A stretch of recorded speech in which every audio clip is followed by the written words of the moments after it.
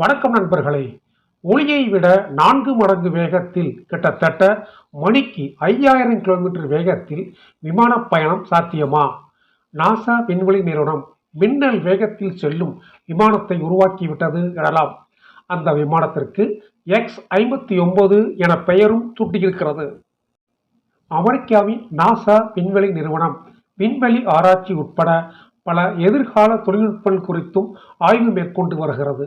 அந்த வகையில் ஒளியை விட 4 மடங்கு வேகத்தில் செல்லும் விமானங்களை அறிமுகம் செய்துள்ளது. இந்த ஜெட் விமானம் மணிக்கு 2470 கிலோமீட்டர் வேகத்தில் இருந்து 4900 கிலோமீட்டர் வேகம் வரை செல்லும் திறன் கொண்டது. அதாவது ஒளியின் வேகத்தை விட 4 மடங்கு வேகம் கொண்டது. தற்போதைய பெரிய விமானங்கள் மணிக்கு 600 மைல், அதாவது 965 கிலோமீட்டர் வரை செல்கிறது. அதாவது ஒளியின் வேகத்தில் கிட்டத்தட்ட 80% இதன் வேகமாகும். இந்த விமானங்களை விட 4 மடங்கு அதிவேகத்தில் செல்லும் விமானங்களை பயணிகள் பயன்பாட்டிற்கு கொண்டு வருவது சாத்தியமா என நாசா ஆய்வு நடத்துகிறது. இது சாத்தியப்படுமானால் நியூயார்க்கிலிருந்து லண்டனுக்கு வெறும் 1.5 மணி நேரத்தில் சென்றுவிட முடியும். அதாவது இரு நகரங்களுக்கு இடையிலான பயண தொலைவு 5556 கிலோமீட்டராக உள்ளது.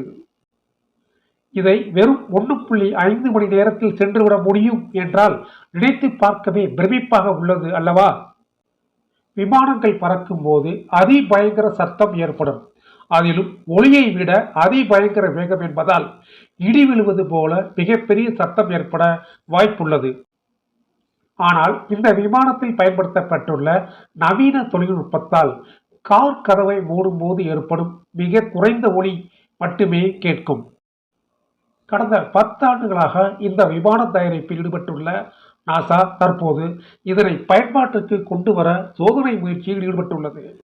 இந்த ஆண்டின் பிற்பகுதியில் முதல் முறையாக இந்த விமானம் அமெரிக்காவின் பல நகரங்களின் மேல் பறக்கவிட்டு 2027க்குள் பயணிகள் பயன்பாட்டிற்கு கொண்டு வர உள்ளது.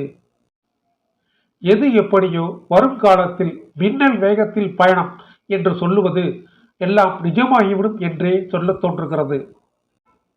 நன்றி, வணக்கம். மீண்டும் ஒரு புதிய தகவலோடு சந்திக்கிறேன். வணக்கம்.